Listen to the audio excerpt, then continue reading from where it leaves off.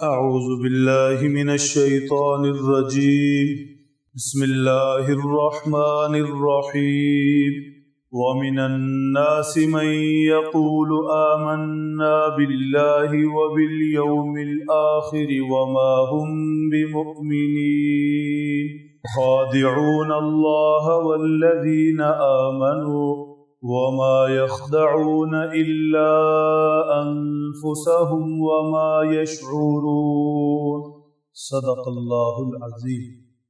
کل کے درس میں ایسے لوگوں کا ذکر ہوا تھا جو قرآن پاک سے نفع نہیں اٹھا سکے، کھل مکھلا کفر کا رستہ اختیار کیا، ایمان قبول نہیں کیا۔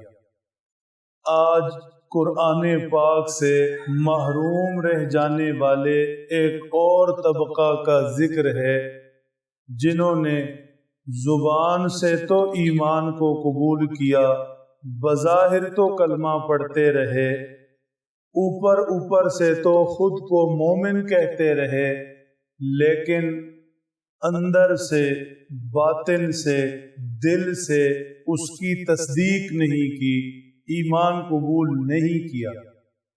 آپ کہہ سکتے ہیں کہ ان کا ایمان زبان پر ہی رہا، دل میں نہیں اترا۔ اللہ جل شانہ کو وہ ایمان قبول ہے جو زبان کے ساتھ ساتھ دل کے یقین سے ہو، اقرار باللسان و تصدیق بالقلب، ایمان یہ ہے۔ پھر اعمال میں بھی اللہ جل شانہ کو وہ اعمال قابل قبول ہیں کہ جو ظاہری ڈھانچہ نہ ہو بلکہ خلوص دل سے ہو، ظاہر بھی اللہ کے لیے اور باطن بھی اللہ کے لیے۔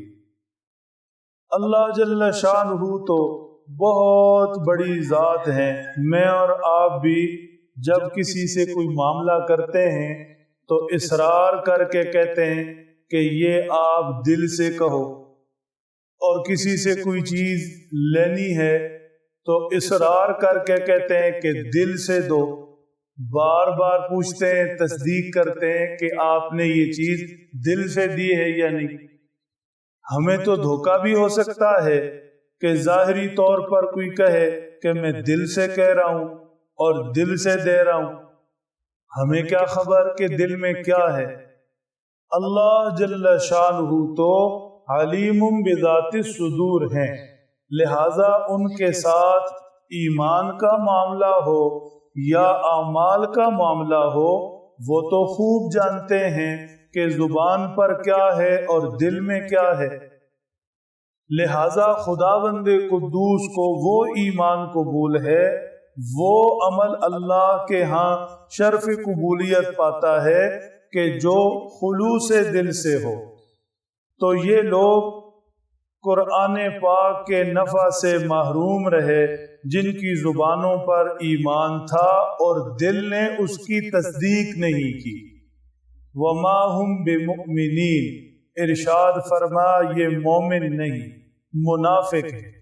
نفاق یہ ہے کہ ظاہر میں کچھ ہو اور باطن میں کچھ ہو۔ ایمان والا کھرا ہوتا ہے جس کا ظاہر اور باطن ایک ہوتا ہے، جو زبان پر کہتا ہے دل بھی اس کی تائید اور تصدیق کرتا ہے۔ منافق ایسا کیوں کرتے تھے؟ خود کو بہت ہوشیار سمجھتے تھے۔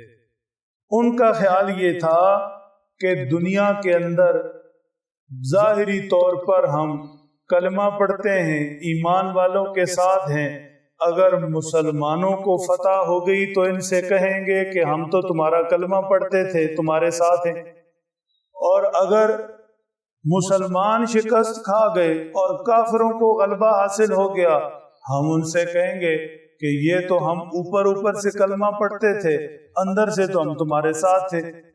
تو جو بھی کامیاب ہوا، جہاں سے بھی نفع ہوا، وہیں شامل ہو جائیں گے، اور آخرت میں اللہ جل شانہ اگر واقعی قیامت ہوئی، حساب و کتاب ہوا جس طرح مسلمانوں کے نبی کہتے ہیں، تو ہم اللہ سے بھی کہہ دیں گے کہ ہم نے تو کلمہ پڑھا تھا اور ہم تو مومن تھے۔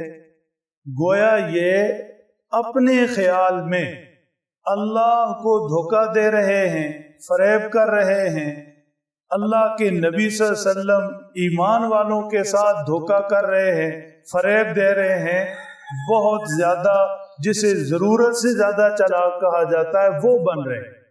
یخادعون اللہ والذین آمنوا، اپنے خیال میں یہ اللہ اور ایمان والوں کو دھوکہ دے رہے ہیں۔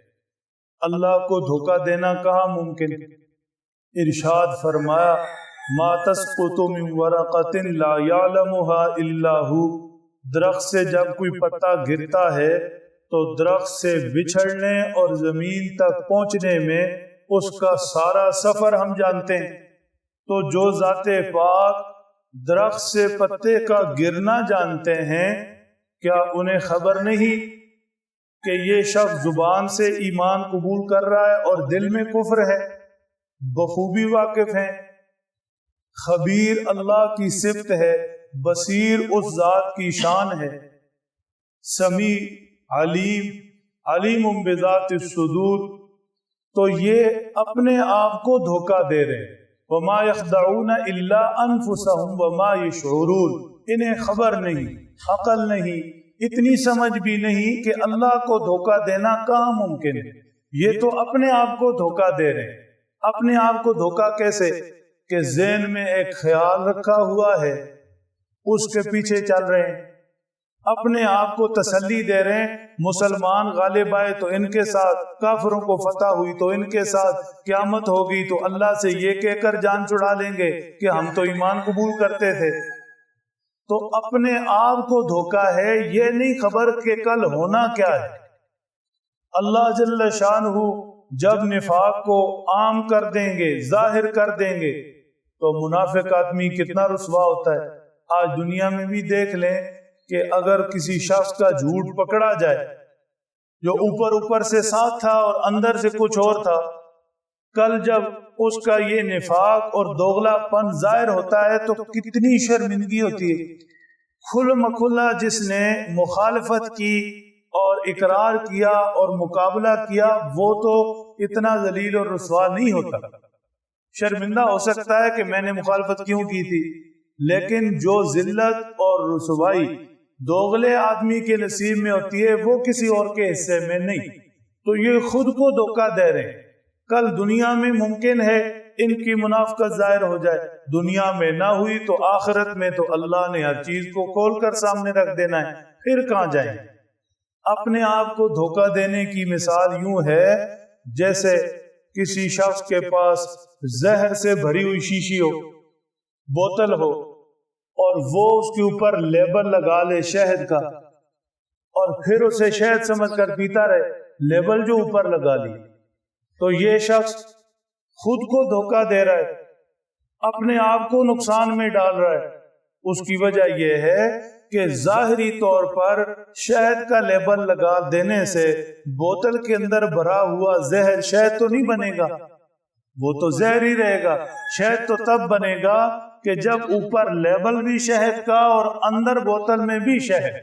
تو ایمان وہ قابل قبول ہے کہ جو زبان پر بھی ہو اور دل بھی اس کی تصدیق کرے۔